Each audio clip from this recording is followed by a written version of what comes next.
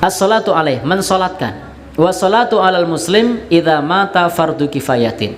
Mengkafani tadi juga fardu kifayah, maka mensolatkan ini juga fardu kifayah. Jadi mensolatkan ini fardu kifayah. Idza qama biha ba'dul muslimin saqata 'anil baqin. Kalau sebagian kaum muslimin sudah menunaikannya, maka gugur bagi yang lain, gugur kewajiban bagi yang lainnya. Faqad kana Rasulullah sallallahu alaihi wasallam, dulu Rasulullah sallallahu alaihi wasallam yusalli ala amwatil muslimin. Jadi dulu Rasulullah sallallahu alaihi wasallam itu menyolatkan orang yang meninggal dunia dari orang-orang muslimin yang ada di sekitar Nabi sallallahu alaihi wasallam. Hatta innahu kana qabla ayaltazima biduyunil mu'minin idza matal muslim wa taraka dainan lam yuqda yamtani'u 'anis shalah. Nah, jadi Nabi sallallahu alaihi wasallam dulu ketika mau menyolatkan, salah satu pertanyaan dari Nabi Shallallahu Alaihi Wasallam itu adalah hutangnya masih punya apa enggak. Kalau masih punya hutang, Nabi tidak mau nyolati, tapi Nabi tetap memerintahkan sahabat untuk menyolatkan. Nabi bersabda, "Sallu ala sahibikum." Salatkanlah sahabatmu ini. Jadi ini adalah satu kebiasaan Nabi dulu ketika beliau hendak menyolatkan jenazah. Salah satu pertanyaannya adalah apakah tarokatainan, dia meninggalkan hutang. Kalau ternyata dia meninggalkan hutang, maka Nabi tidak jadi nyolati, tapi Nabi tetap perintahkan kepada para sahabat, sallu ala sahibikum, salatkan sahabatmu ini. Nah, karena memang masalah hutang ini termasuk perkara yang penting, sampai Nabi Shallallahu Alaihi Wasallam tidak mau menyolatkan jenazah yang masih punya hutang sampai ada orang yang mau berkomitmen bertanggung jawab meskipun belum dilunasi. Kalau ada yang berkata, ya Rasulullah, wahai Rasulullah, ana wafa'uh, aku yang nanti akan menanggung hutangnya, saya yang akan menyelesaikan hutangnya, maka Rasul menyolatkan. Jadi yang penting ada orang yang komitmen untuk menyelesaikan, maka beliau Shallallahu Alaihi Wasallam mau menyolatkan. Baik, Bapak dan Saudara yang berbahagia yang dirahmati Allah Subhanahu Wa Taala. Nah, syurutus sholah alal mayyit, syarat sholat bagi kita ketika menyolatkan mayit atau menyolatkan jenazah. Hendaknya kita dalam keadaan suci dari hadas besar maupun hadas kecil, kemudian menutup aurat dan menghadap kiblat.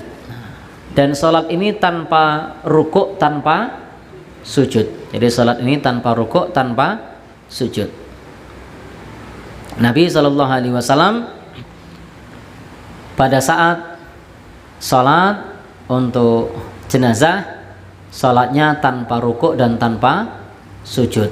Maka hendaknya kita meneladani Rasulullah Shallallahu Alaihi Wasallam dalam menyolatkan jenazah. Apa yang wajib dalam sholat jenazah itu? Al-qiyamu lil qadir, berdiri bagi yang mampu.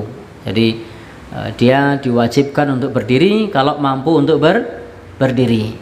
Kemudian niat, nah, jangan lupa niat, dan niat ini hukumnya wajib. Tentu niat ini adalah di dalam hati, jadi cukup di dalam hati.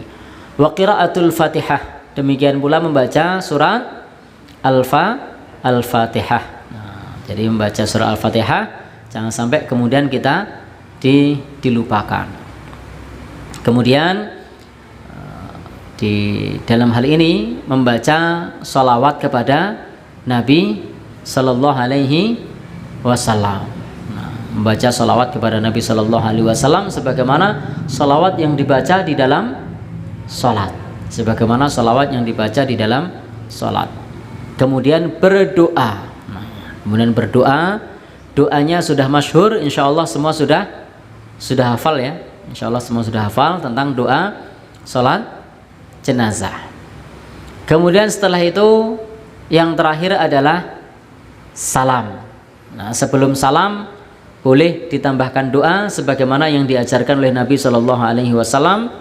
Nabi mengajarkan kepada kita, Allahumma la tahrimna ajrahu wa la taftinna ba'dahu waghfir lana walahu, misalnya. Kemudian mengucap salam. Insya Allah semuanya sudah bisa mensolatkan jenazah, sehingga pembahasan ini tidak perlu panjang-panjang. Kemudian di dalam sholat jenazah ini dianjurkan untuk dibuat sekurang-kurangnya tiga soft. Nah, 3 soft.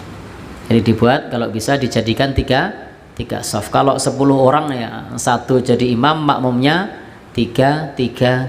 Jadi satu baris tiga orang, sehingga menjadi tiga soft. Karena salah satu di antara sunnah Rasulullah Shallallahu Alaihi Wasallam, dan beliau menganjurkan untuk menjadikan tiga soft. Baik, Bapak dan Saudara yang berbahagia yang dirahmati oleh Allah Subhanahu Wa Taala, terkait menyolatkan ini, menyolatkan jenazah, letak imam di mana? Nah, kemarin sudah kita bahas sebentar waktu itu, sehingga tidak perlu kita tambahkan. Prinsipnya kalau laki-laki itu imamnya letaknya di dekat kepala. Nah, kalau perempuan di dekat pusar atau di dekat perut, itu letak imamnya.